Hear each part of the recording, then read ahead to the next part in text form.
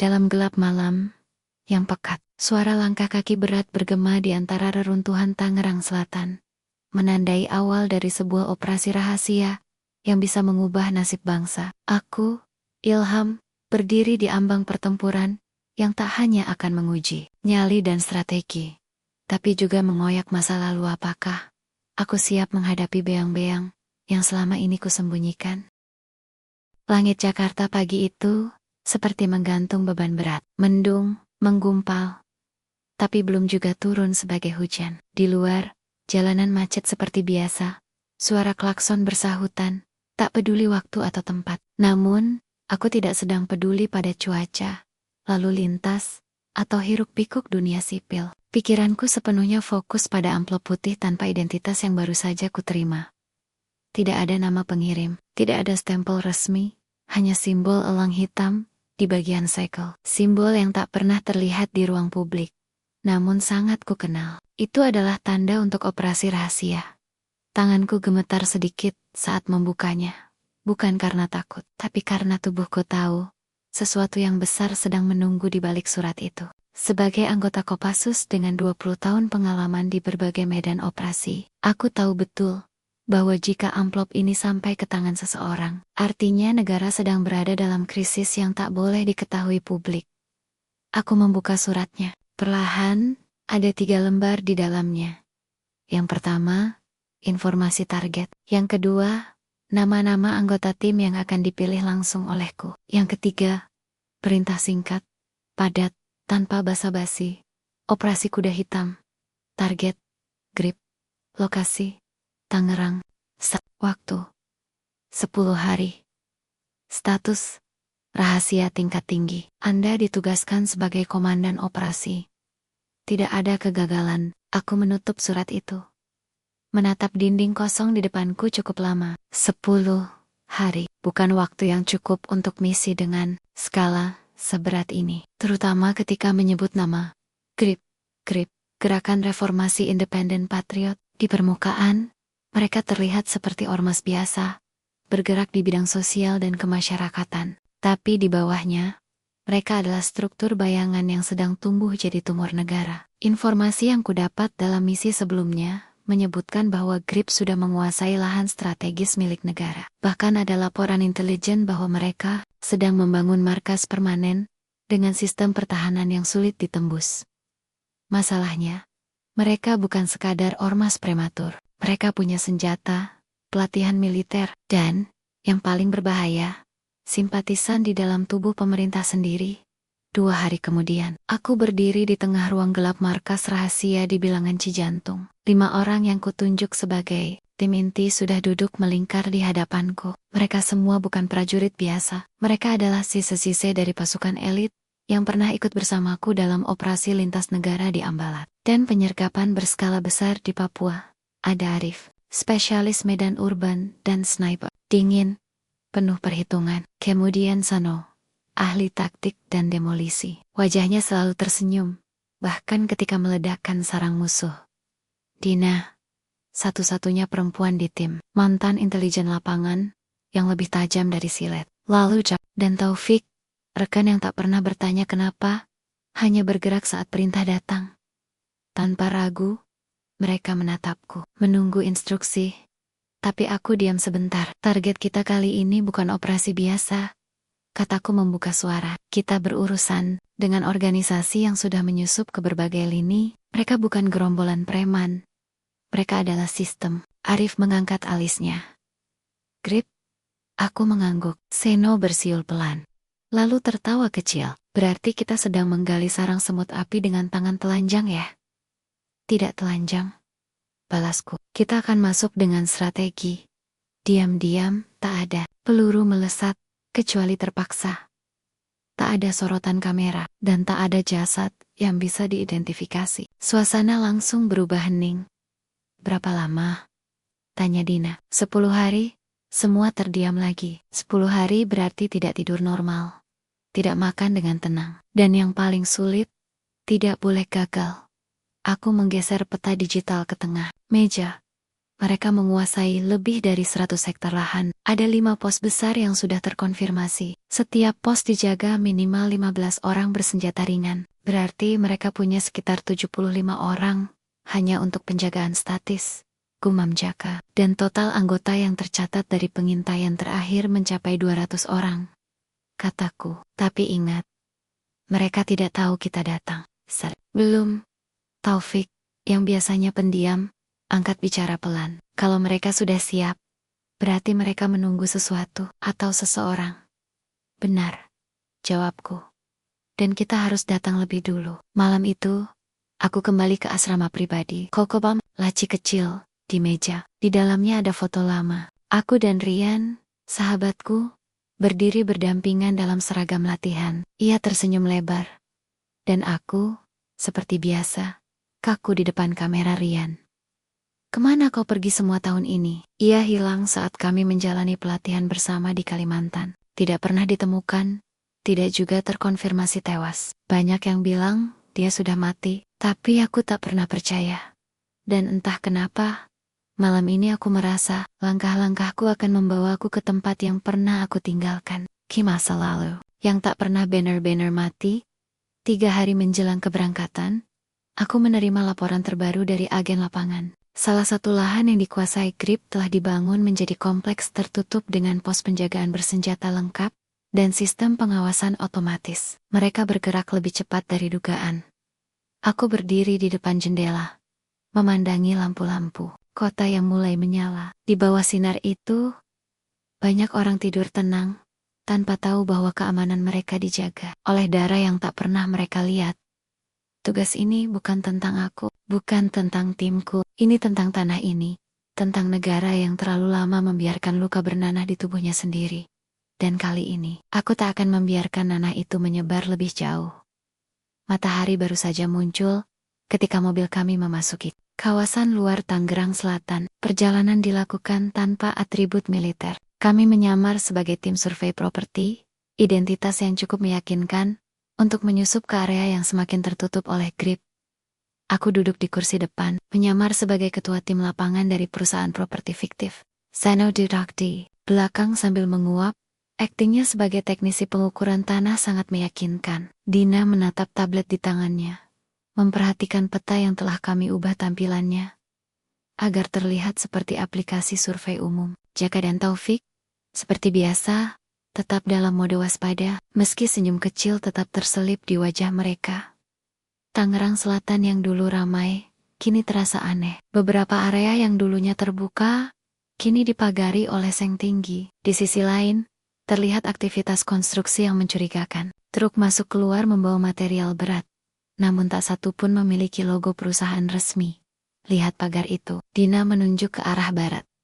Mereka mulai memperluas radius. Pagar itu tidak ada minggu lalu. Aku memperhatikan struktur tersebut. Mereka bergerak cepat. Terlalu cepat. Pakai drone, 300 meter ke utara. Perintahku singkat.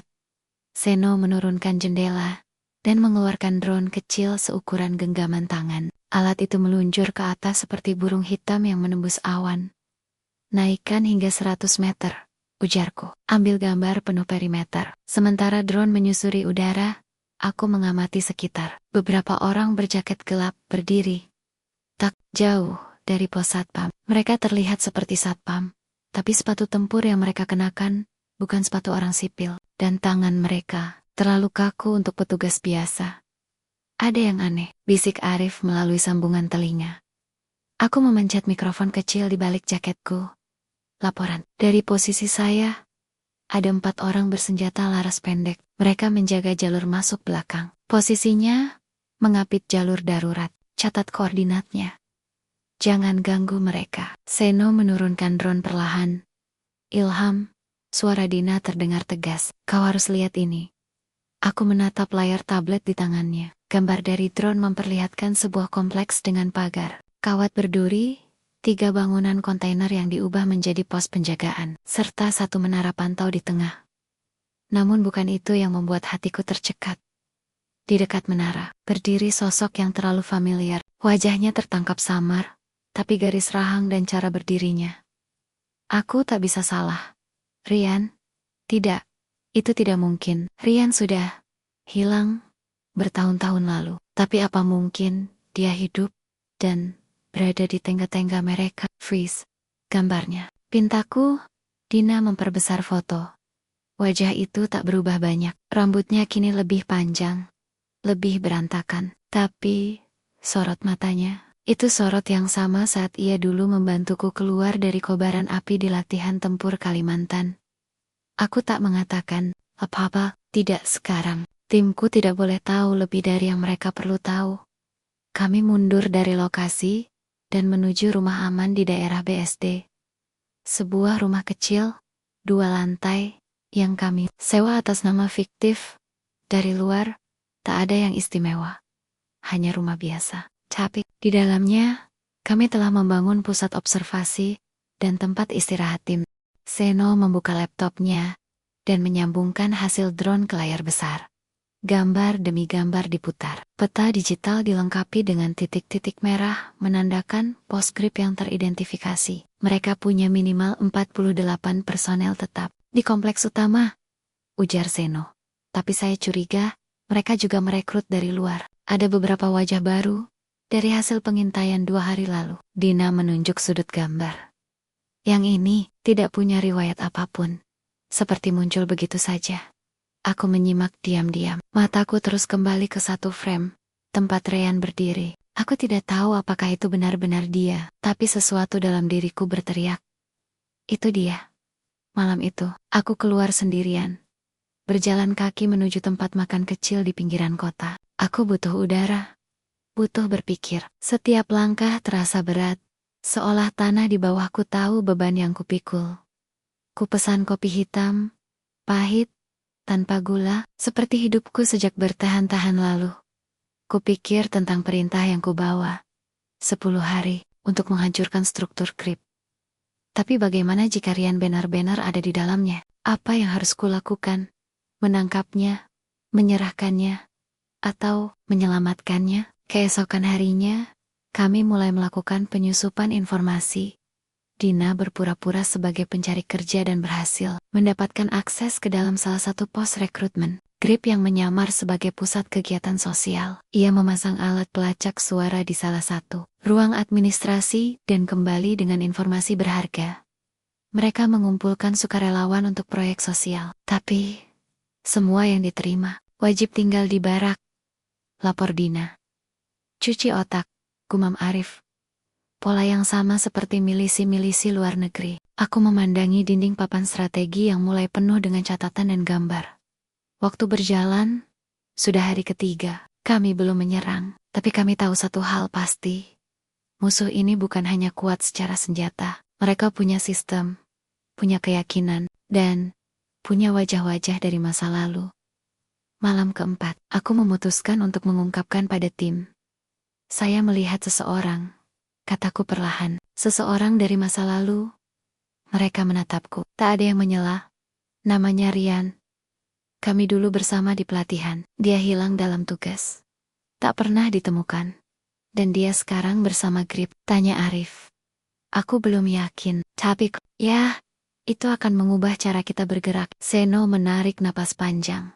Ilham, ini operasi. Kita tidak bisa membiarkan perasaan.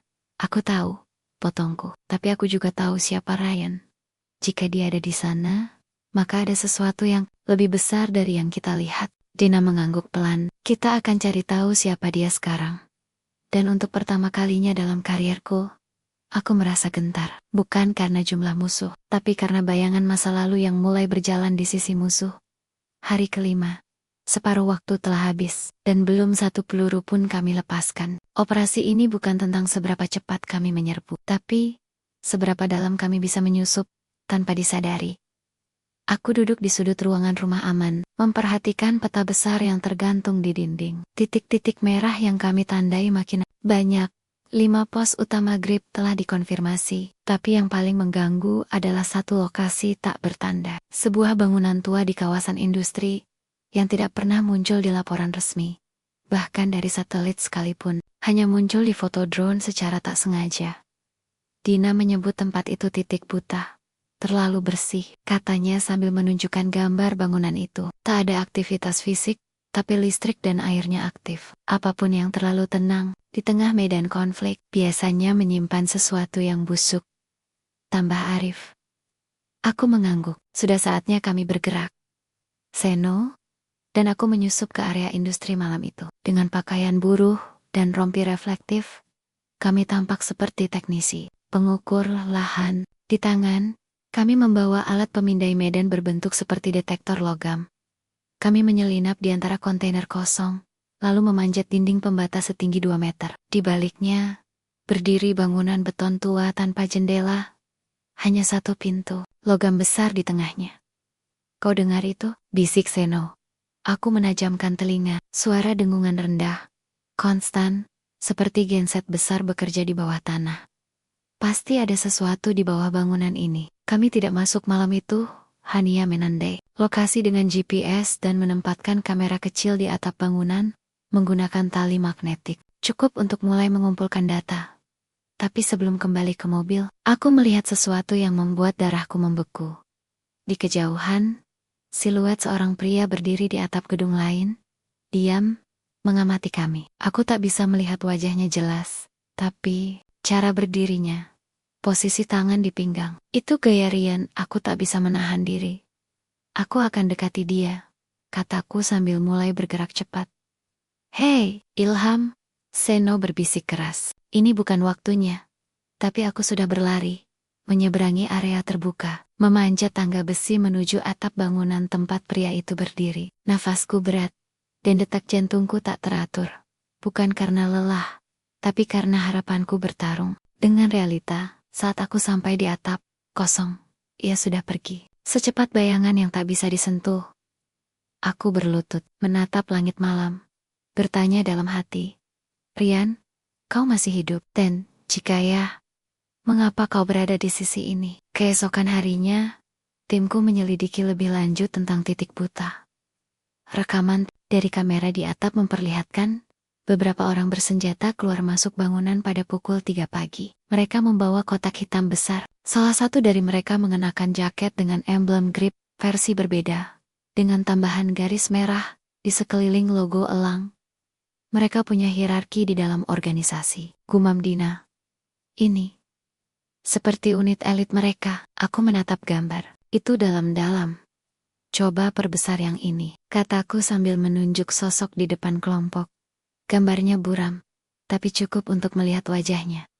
Dek. Aku mundur satu langkah. Ilham, Dina menatapku heran. Kau kenal orang ini? Aku terdiam, tenggorokanku seperti mengering, mataku masih menatap layar tanpa berkedip. Itu Rian. Tak ada lagi yang bicara setelah itu. Bahkan, suara AC di rumah aman terasa terlalu keras. Bukan, hanya hidup.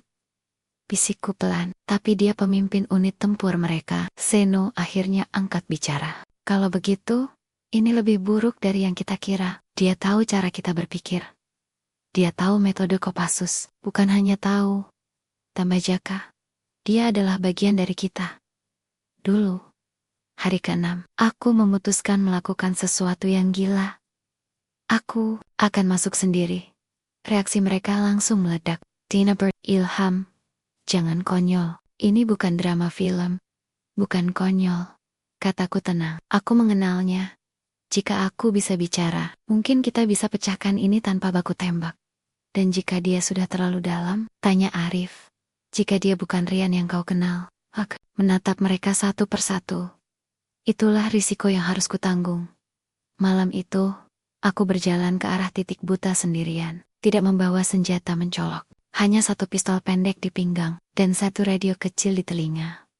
Aku berdiri di luar pagar, menatap bangunan beton tua itu. Rian, teriakku ke kegelapan. Tak ada jawaban. Aku tahu kau di sana. Kau bukan pengecut. Tunjukkan dirimu. Sunyi, pintu besi itu terbuka sedikit. Seseorang keluar, bukan Rian, tapi pria besar berjanggut dengan tatapan tajam. Kau siapa? Ilham. Ia menatapku beberapa detik. Lalu, tersenyum samar. Masuklah. Dia menunggumu. Aku dibawa melewati lorong sempit, turun ke ruang bawah tanah. Dinding, beton, pencahayaan remang. Aku mencium bau oli, senjata, dan keputusasaan. Di ujung ruangan, seseorang duduk di kursi logam. Punggungnya menghadapku. Tapi aku tahu, itu dia. Sudah lama, hamsurannya sama. Aku hampir tak bisa bicara. Rian, aku tidak mati, katanya sambil berdiri. Tapi aku juga bukan Rian yang dulu. Ia berbalik. Wajahnya lebih keras, lebih kelam. Tapi, matanya masih sama. Apa yang terjadi padamu? Tanyaku. Kenapa kau ada di sini? Rian tersenyum tipis. Kau tahu dunia ini busuk. Kita hanya dipakai oleh negara. Dibuang begitu saja. Tidak semua. Aku masih bertugas. Demi rakyat. Rakyat, ia tertawa kecil. Negara tidak peduli pada rakyat. Aku membangun ini untuk sesuatu yang lebih jujur. Dengan mencuri lahan negara, dengan mengambil kembali yang mereka rampas dari kami. Aku menatapnya lama. Kau berubah. Ia balas menatap. Tidak Ham. Aku hanya membuka mata. Dan sekarang kau harus memilih. Tetap menjadi anjing mereka. Atau berdiri di sampingku. Aku diam. Pikirkan itu. Lanjutnya, dan jika kau ingin bicara lagi, datanglah sendiri. Tapi lain kali, jangan bawa drone. Aku keluar dengan langkah berat, pikiran kacau, hati hancur, dan satu hal pasti. Aku tidak bisa membunuh Ryan, tapi aku juga tak bisa membiarkan dia terus menghancurkan negeri ini. Operasi ini baru saja berubah bentuk, dan waktu kami tinggal 4 hari, hari ke-7. Langit Tangerang Selatan diselimuti awan kelabu, seakan menyerap suasana hati yang sedang porok-poronda dalam pikiranku. Aku duduk sendiri di teras belakang rumah aman, menatap pekarangan kecil yang kami penuhi dengan kabel kamuflase dan sensor gerak. Kopi di tangan sudah dingin, tapi aku tak berniat meneguknya. Setiap kata Rian terus bergema dalam kepalaku. Kau harus memilih. Jangan jadi anjing negara. Berdiri di sampingku. Sial.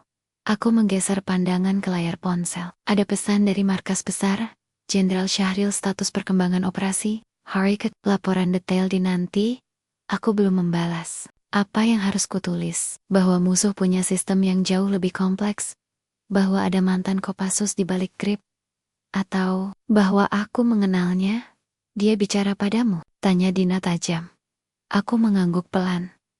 Kau yakin itu Rian? Bukan hanya seseorang yang mirip?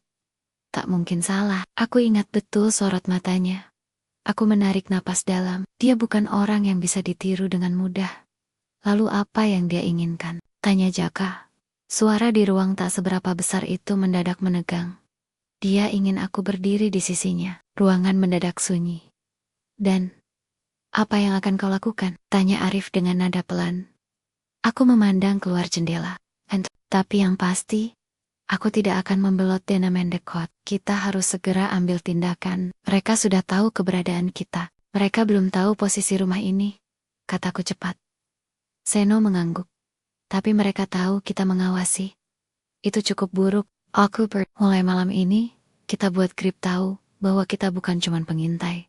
Kita adalah ancaman. Rencana. Serangan terbatas disusun dalam 2 jam. Target, gudang senjata Grip di sektor barat. Bukan lokasi utama, tapi cukup vital. Informasi dari Dina menunjukkan bahwa gudang itu menyimpan senjata laras panjang hasil selundupan, termasuk peluncur granat. Operasi tanpa bunyi, tegas Seno. Jika satu peluru meletus, semua titik akan aktif. Aku dan tim bergerak saat jam menunjukkan pukul 2 dini hari. Langit gelap sempurna. Tak ada bulan. Hanya kerlap-kerlip lampu kota di kejauhan. Kami menyusup dari kanal belakang, merayap melalui parit air berlumpur yang berbau menyengat. Kami basah, dingin, dan penuh lumpur. Tapi itu harga yang murah untuk menghindari deteksi. Kami sampai di pagar belakang. Taufik memotong kawat duri dalam diam, sementara Jaka mengawasi dengan senapan teropong. 2 penjaga, 30 meter. Berputar setiap 5 menit. Lapor Jaka dengan nada nyaris tak terdengar. Kami masuk dengan cepat. 3 menit kemudian, kedua penjaga dilumpuhkan dengan bius. Tak ada suara, tak ada peluru. Kami membuka pintu belakang gudang. Dan aku terkejut. Di dalamnya, bukan hanya senjata. Ada puluhan peti berisi bahan peledak rakitan dan lembaran dokumen. Seno memindai sebagian dokumen ke tabletnya. Rencana peledakan jalur tol utama, aku memelototi peta di layar. Tanggalnya, 2 hari lagi. Ini bukan ormas biasa. Ini sabotage. Jantungku berdegup kencang. Kami tak bisa hancurkan semua bahan peledak malam itu. Tapi kami letakkan alat pelacak dan penyadap untuk memantau perpindahan mereka. Pagi hari, kami kembali ke rumah aman. Tak bicara banyak, kami terlalu sibuk mencerna fakta. Grip sedang mempersiapkan aksi besar, dan waktu kami hanya tinggal 2 hari. Hari ke-8, aku memberanikan diri mengirim laporan rahasia ke Jenderal Syahril. Ilham. Target berjumlah 200 orang. Struktur mirip organisasi militer bayangan, senjata berat tersedia. Potensi aksi sabotase tinggi. Rekomendasi, kirim bantuan khusus sesegera mungkin. Jawabannya datang 1 jam kemudian. Jenderal Syahril, permintaan diterima. Tapi atas perintah, dukungan penuh hanya akan turun bila ada bukti visual, keterlibatan mereka dalam sabotase. Dokumentasikan, waktu kalian tinggal 3 hari. Aku mengetuk meja. Frustrasi. Mereka ingin bukti, apa yang kami ambil dari gudang belum cukup. Negara terlalu takut bergerak jika belum terkena duluan. Seperti biasa, aku ingin membentak. Tapi aku tahu, tugas bukan soal perasaan. Ini soal strategi, dan kami harus mulai lebih cepat dari mereka. Malam hari, saat semua mulai tertidur, aku tak bisa diam. Aku membuka ponsel, mengetik pesan kepada nomor tak dikenal yang muncul dalam log pertemuanku dengan Rian. Kita perlu bicara. Terakhir, di tempat biasa. Lalu aku menunggu. 1 jam, 2 jam. Lalu pesan masuk. Datang sendiri. Jangan bawa senjata. Kali ini, kita buka semua kartu. Aku menyelinap keluar sebelum fajar, mengendarai motor ke pinggiran kawasan industri tempat kami dulu sering latihan rahasia. Bertahun-tahun lalu, semacam titik netral yang hanya kami berdua yang tahu. Saat aku tiba, ia sudah di sana. Berdiri dengan jaket gelap tengen di saku, memandang langit yang mulai menguning di ujung timur. Aku tahu kau akan datang, katanya. Dan aku tahu kau belum sepenuhnya mati di dalam sana, balasku. Rian menoleh perlahan. Ilham, aku tidak ingin perang denganmu. Lalu kenapa kau siapkan bom untuk jalur tol? Ia terdiam, bukan untuk menghancurkan rakyat. Untuk memberi pesan, kalau negara terus membiarkan tanah kami dirampas, maka kami akan membuat suara yang tak bisa diabaikan. Dan korban, nyawa, tak bersalah. Nyawa itu tidak akan berarti jika sistem terus membungkam mereka. Aku mendekat 1 langkah. Rian, ini bukan caramu, bukan kita yang dulu. Ia menatapku, dan untuk sesaat, aku melihatnya ragu, namun kemudian sorot matanya kembali keras. Aku telah memilih jalan ini, dan jika kau di jalan seberang, maka kau juga musuhku. Aku mengepalkan tangan. Masih ada waktu. Batalkan aksi itu. Aku akan bantu. Aku akan bersaksi. Kita bisa luruskan semua ini. Tidak, Ham. Ini sudah terlalu jauh. Ia berbalik. Besok malam, semuanya akan selesai, dan ia pergi. Meninggalkanku dalam kebisuan dan beban yang tak bisa kupikul sendiri. Aku kembali ke rumah aman menjelang siang. Dina menyambutku di pintu dengan wajah pucat. Ada pergerakan besar dari pusat grip. 5 truk penuh bahan. Tujuannya belum diketahui. Tapi, aku menatapnya. Aku tahu tujuannya. Jalur tol utama. Cakep meja. Kita harus hentikan mereka. Aku mengangguk. Kita mulai malam ini. Dan untuk pertama kalinya, aku menatap peta misi dengan satu hal pasti di pikiranku. Besok, aku mungkin akan kehilangan sahabatku. Atau kehilangan negaraku. Hari ke-8, malam hari. Waktu terasa seperti pasir di dalam jam kaca. Aku bisa melihat tiap butirnya jatuh cepat, terus-menerus, dan tak bisa dihentikan. Kami semua berkumpul di ruang koordinasi rumah aman. Tak ada senyuman.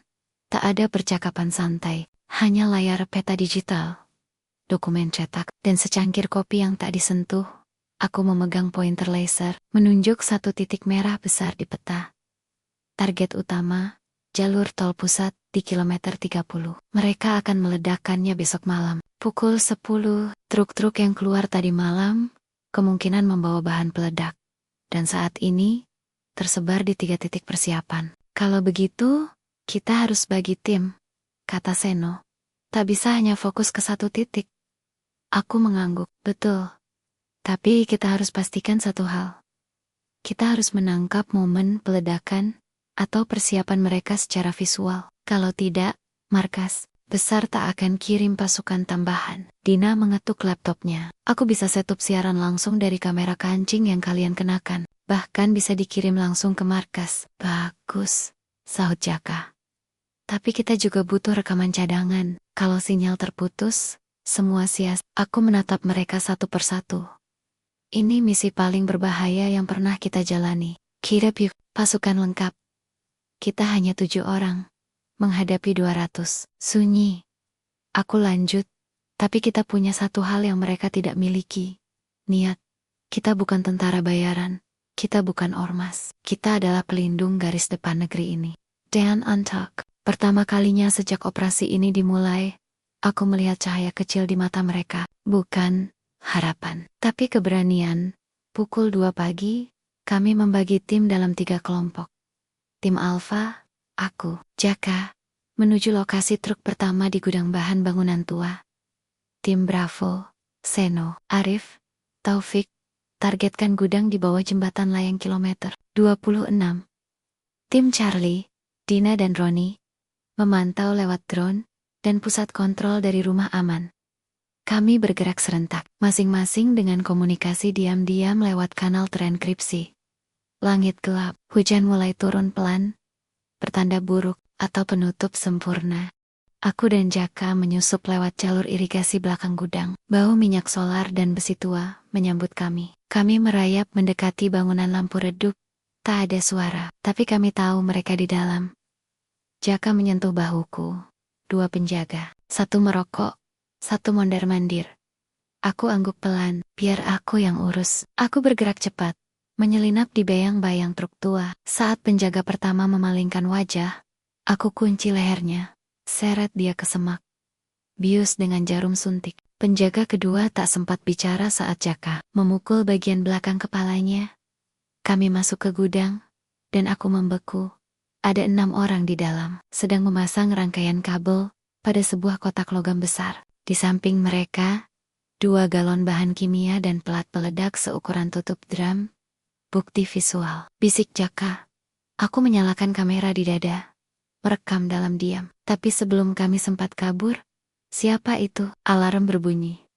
Sial. Aku menarik pistol dan menembak ke udara. Lari Jaka! Kami terlibat dalam baku tembak di dalam gudang. Suara peluru memantul dari dinding seng, menembus peti kayu, menghantam pilar. Satu dari mereka berteriak. Itu Ilham, hajar dia. Bagaimana mereka tahu?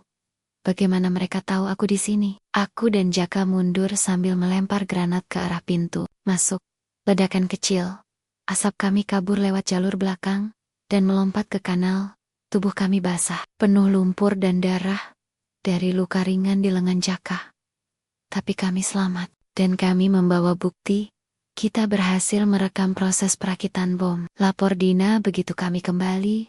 Ia langsung mengirimkan file ke markas. 5 menit kemudian, ponselku bergetar. Jenderal Syahril, kalian akan dapat bantuan udara dan satuan darat. Traian pesisir, hindari bentrokan skala besar sebelum bala bantuan tiba. Aku menatap langit. Akhirnya, mereka percaya. Tapi di saat yang sama, Dina menunjukkan satu hal yang membuat hatiku jatuh kembali. Lihat ini, katanya sambil memutar ulang. Rekaman dari kamera drone di lokasi tim Bravo. Di layar, terlihat sosok berjas hitam berdiri memantau proses pemindahan bahan peledak. Ia mengenakan penutup kepala, tapi aku tahu tubuh itu. Cara dia berdiri, cara dia memegang radio. Rian, gumamku. Ia ada di lokasi. Ia mengawasi langsung. Ini bukan sekadar rencana grip. Ini miliknya. Dan dia tahu, aku di sana tadi malam. Pukul 5 pagi. Langit mulai memerah. Kami semua duduk di ruang tengah. Kelelahan. 3 lokasi sudah kami identifikasi, kata Dina. Tapi ada satu sinyal aneh dari lokasi lain. Di peta grip, titik itu diberi label zona T. Tapi tak ada yang tahu artinya. Bisa jadi titik peledakan utama, sahut Arif. Atau pusat komando Rian, balasku. Dan kalau begitu, kita harus ke sana. Semua menatapku. Aku tahu maksud mereka. Itu bunuh diri. Tapi aku tak peduli. Jika aku bisa lumpuhkan Rian, maka rantai perintah mereka akan hancur. Seno menggeleng. Kau pikir dia akan membiarkanmu begitu saja? Kau tahu siapa dia sekarang? Aku tahu, kataku pelan, dan itu sebabnya hanya aku yang bisa masuk. Jaka menepuk bahuku. Kau tak harus sendirian, Ham. Aku menatapnya. Tersenyum pahit, tapi kali ini mungkin harus begitu. Malam nanti semua akan dimulai. Operasi besar, bentrokan habis-habisan. Dan aku tahu, jika aku harus mengakhiri ini dengan peluru, mungkin satu di antaranya harus menembus dada seseorang yang pernah kupanggil saudara. Rian, maafkan aku jika aku gagal menyelamatkanmu. Tapi aku bersumpah demi merah putih, aku akan menyelamatkan negeri ini. Apapun harganya. Hari ke-9. Langit pagi itu kelabu, tak menjanjikan apapun selain rasa dingin dan ancaman. Aku berdiri di depan jendela rumah aman, menatap jalanan kecil yang tampak sepi. Namun di luar sana, mesin perang sedang bergerak. Aku bisa merasakannya. Di antara deru angin dan sunyi pagi, ada sesuatu yang berubah. Jantungku terasa berat. Karena takut, tapi karena tahu sesuatu akan hilang hari ini. Entah tanah ini, timku, atau mungkin diriku sendiri. Pukul 8 pagi, Jenderal Syahril menghubungi. Syahril, pasukan tambahan mendarat 2 jam dari sekarang. Tahan posisi dan awasi pergerakan grip, zona tinggi, menjadi prioritas utama. Aku menatap peta digital yang disorot. Ke dinding, zona T, sebuah area kosong, di ujung kawasan industri, yang lama ditinggalkan. Tapi sinyal dari drone menunjukkan puluhan kendaraan masuk sejak semalam. Tak ada suara, tak ada jejak digital, hanya bayangan. Rian, pasti di sana, kataku. Lirih. Seno menyandarkan punggungnya ke kursi. Jika kita menunggu bala bantuan, mungkin semuanya sudah terlambat. Dan kalau kita masuk duluan, kita bisa terkubur bersama tempat itu, kata Arif tajam. Aku menatap mereka semua. Kita tak punya pilihan lain. Pukul 10 tepat, tim kami terbagi menjadi 2. Tim lapangan.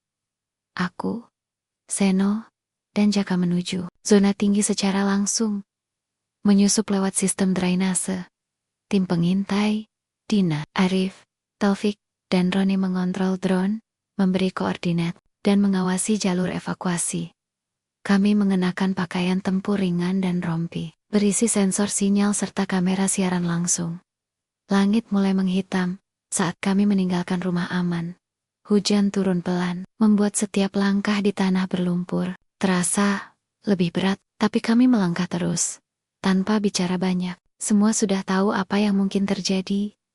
Kami menyusup lewat terowongan air yang mengarah ke belakang. Zona tinggi, gelap, bau karat dan limbah menyesakkan napas. Tapi kami tetap merayap dalam diam. 30 menit kemudian, kami tiba di balik pagar Kawat Tinggi. Dari balik semak, kami bisa melihat struktur besar, seperti hanggar pesawat yang dikelilingi menara penjaga dan senapan. Otomatis, lebih gila dari dugaanku, bisik Seno. Jaka mengangkat kamera teleskopiknya. Penuh penjaga. Ada truk militer, alat berat, bahkan sistem radar mini. Kami menunduk saat 2 orang berpakaian serba hitam, lewat hanya 2 meter dari tempat kami bersembunyi. Lambang di dada mereka, bukan lambang grip. Aku menatapnya lama. Itu, bukan ormas, itu pelatihan militer. Ini markas tempur, Ilham. Suara Dina masuk lewat earpiece. Kami mendeteksi panas tubuh. Ada lebih dari 100 orang di dalam hanggar. Ada Rian? Tanyaku cepat. Belum terlihat. Tapi, tunggu. Ada satu sinyal berbeda. Ia tidak bergerak seperti yang lain. Aku menahan napas. Koordinat. Dina menyebutkannya. Seno mengangguk. Dekat sisi barat, kita bisa menyusup lewat jalur genset. Aku mengambil keputusan cepat. Masuk sekarang. Kita tak bisa tunggu. Kami bergerak dengan cepat dan senyap, menghindari 2 titik patroli, dan menyelinap ke jalur genset, yang hanya dibatasi pagar aluminium. Dari situ, kami masuk ke ruang teknis yang penuh dengan kabel, alat komunikasi, dan kamera pengawas.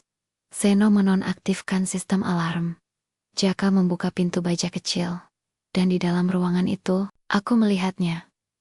Rian, sendirian, duduk di depan dinding penuh monitor. Ia mengenakan jaket taktis hitam, pistol di pinggang, dan earset di telinga. Ia menoleh ke arah kami, tanpa terkejut. "Kalian cepat," katanya dingin. Aku melangkah masuk, dan kau tetap di tempat yang salah. Ia berdiri perlahan, mengangkat tangan, tak menyentuh senjata. Aku tak ingin ini berakhir di ruangan kecil seperti ini, Ilham. Berakhir? Ini belum apa-apa. Ia tertawa pelan. Kau selalu seperti itu. Ideal, kaku, tapi dunia kita berubah. Ini bukan lagi soal hitam dan putih. Aku menunjuk layar yang menampilkan jalur tol. Kau rencanakan pembantaian. Jangan bicara tentang zona abu-abu. Aku ingin dunia tahu bahwa kami tak bisa dibungkam. Aku maju, dan dengan itu, kau mau membunuh ribuan orang, bukan aku yang memulai perang ini. Aku menatapnya lekat-lekat. Rian, kau masih bisa berhenti. Buka semua ini, aku jamin keselamatanmu. Kita bawa ini ke pengadilan militer. Ia tersenyum pahit. Kau pikir aku masih punya tempat di sistem itu? Aku sudah menginjak garis merah. Ilham, aku sudah terlalu dalam. Tiba-tiba, lampu ruangan padam, layar mati. Seno berseru. Sistem offline. Mereka tahu kita di sini. Alarm berbunyi.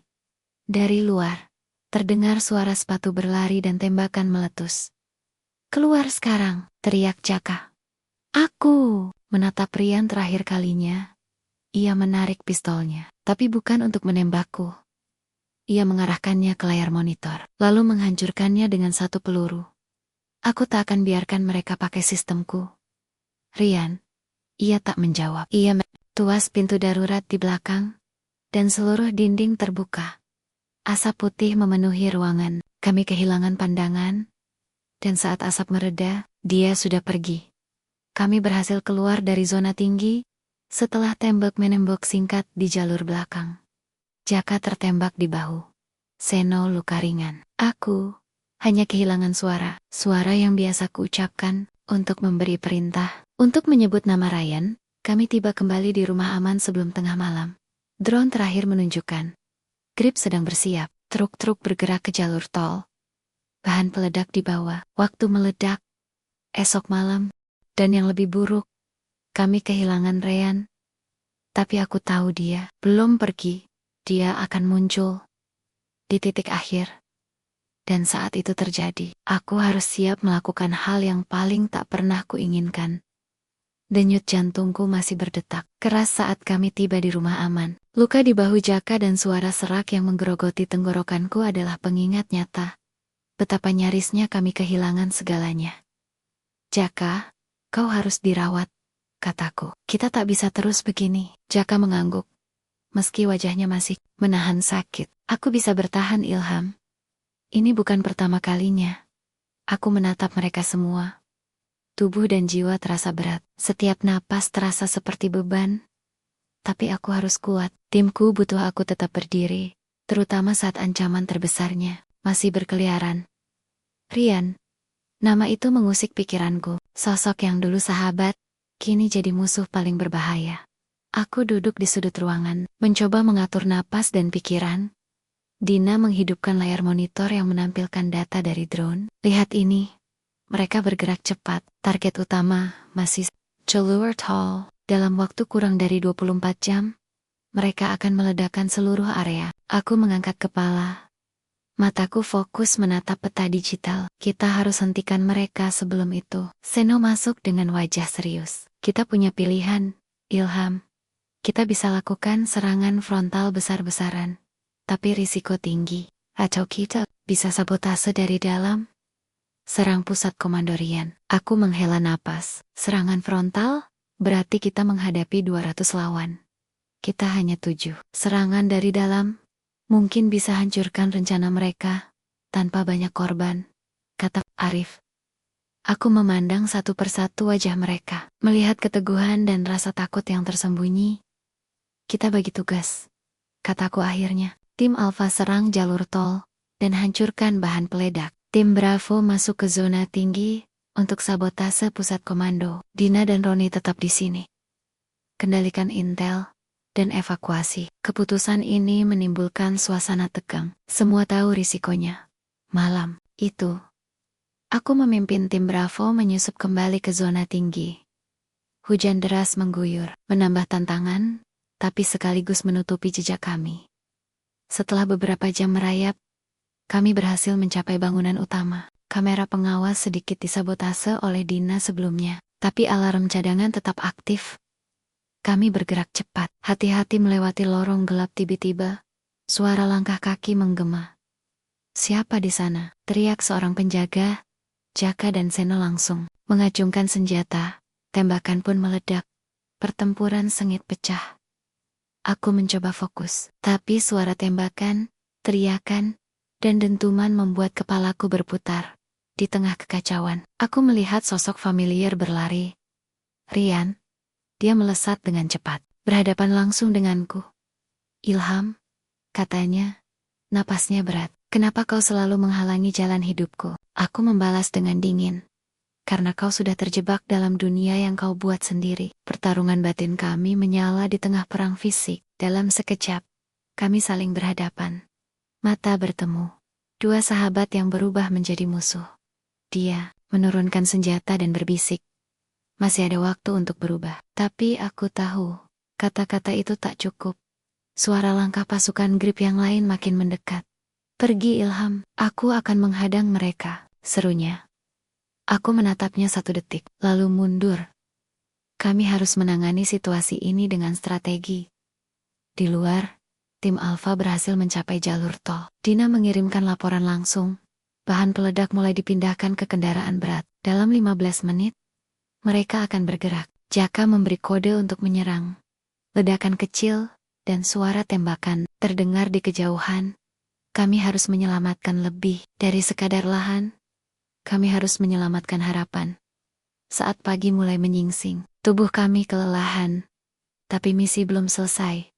Aku tahu, pilihan kami akan menentukan nasib banyak orang. Dan di antara asap dan reruntuhan, aku harus memutuskan, berjuang sampai akhir, atau menyerah pada bayang masa lalu yang mengancam masa depan. Hujan turun dengan derasnya malam itu. Suara gemuruhnya menggema di antara reruntuhan bangunan tua zona tinggi. Aku berdiri di tengah medan yang penuh darah dan bau asap. Tubuhku penuh luka dan rasa lelah yang tak terucapkan. Namun, tak ada waktu untuk menyerah. Ledakan terakhir dari tim Alfa di jalur tol berhasil menggagalkan sebagian besar bahan peledak. Tapi musuh yang tersisa kini fokus mengamankan pusat komando mereka. Dan aku bersama Seno dan Jaka harus menghadapi mereka secara langsung. Langkah kaki mereka semakin mendekat. 200 orang itu bukan hanya jumlah, tapi nyawa dan tujuan yang siap membara. Di bawah cahaya temaram lampu senter, aku melihat bayang-bayang bergerak cepat di sekitar. Ilham, suara yang kuharap tak akan pernah kudengar kembali menggema. Di udara, Rian, dia berdiri di hadapanku. Wajahnya penuh luka dan kelelahan. Matanya yang dulu kuanggap sebagai saudara kini tajam dan dingin seperti pisau. Kau masih bertahan pada prinsip lama itu, katanya pelan, tapi aku telah belajar. Ilham, dunia ini penuh warna abu-abu. Aku menatapnya lekat, mencoba menembus tembok yang telah dibangunnya selama ini. Bukan abu-abu yang membunuh Rian, tapi keputusan yang kau buat. Dia menghela napas panjang, lalu mengangkat pistolnya. Tapi bukan ke arahku. Sebaliknya, dia melemparnya ke tanah. Aku sudah lelah, Ilham. Tapi aku harus menyelesaikan ini. Demi kami, dan demi negeri ini yang mungkin sudah lupa arti sebenarnya. Dari kata keadilan, perkelahian fisik sudah tak ada artinya lagi. Kini yang kami hadapi adalah pertempuran jiwa. Tiba-tiba, suara tembakan pecah dari belakang. Pasukan Grip menyerbu dengan brutal. Kami terpisah dalam kekacauan, tapi pikiranku tetap tertuju pada Rian. Aku bergerak maju, menembus barikade musuh, menahan rasa sakit yang membakar setiap langkah. Di tengah pertempuran, aku menemukan Rian terluka parah, terbaring di bawah reruntuhan baja. Aku merangkak mendekat, menahan tangis yang ingin keluar.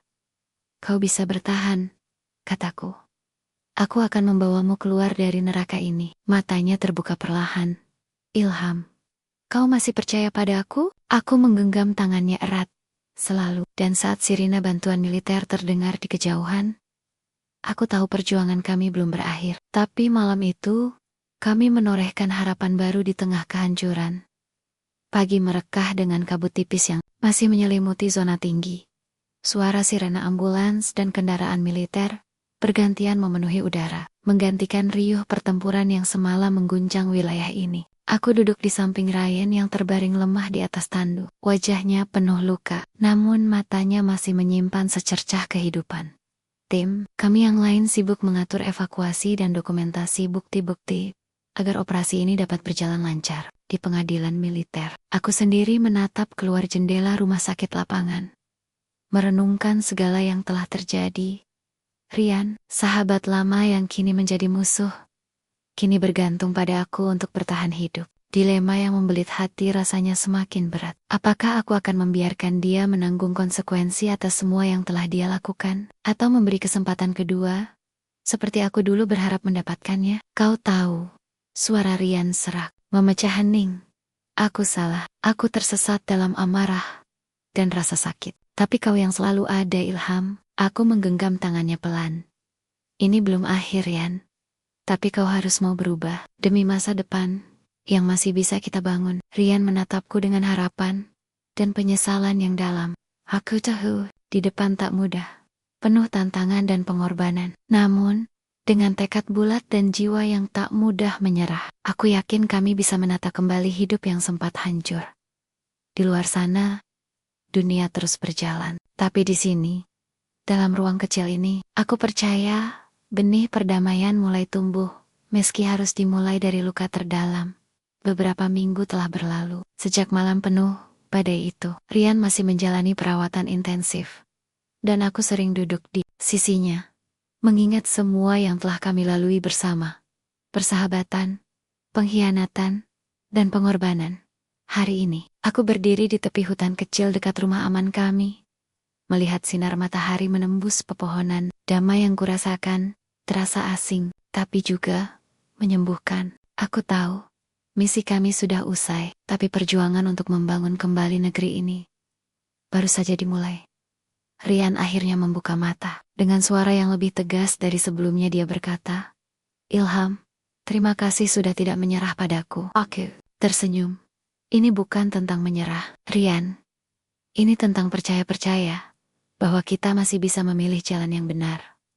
Aku mengingat kembali semua pertempuran dan dilema yang kami hadapi. Dunia ini memang tak sempurna, penuh abu-abu, seperti yang kau katakan. Namun, memilih terang di tengah kegelapan adalah tugas terberat sekaligus terindah.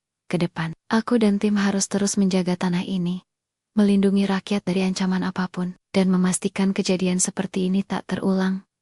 Sekarang, saatnya kita mulai menata hidup baru, kataku. Rian mengangguk pelan, dan aku yakin dia benar-benar siap untuk berubah. Kita tidak hanya menyelamatkan lahan negara, tapi juga menyelamatkan harapan. Harapan yang akan terus hidup dalam setiap langkah, dan jiwa yang berani berjuang. Karena dalam gelap sekalipun, selalu ada cahaya yang menunggu untuk ditemukan.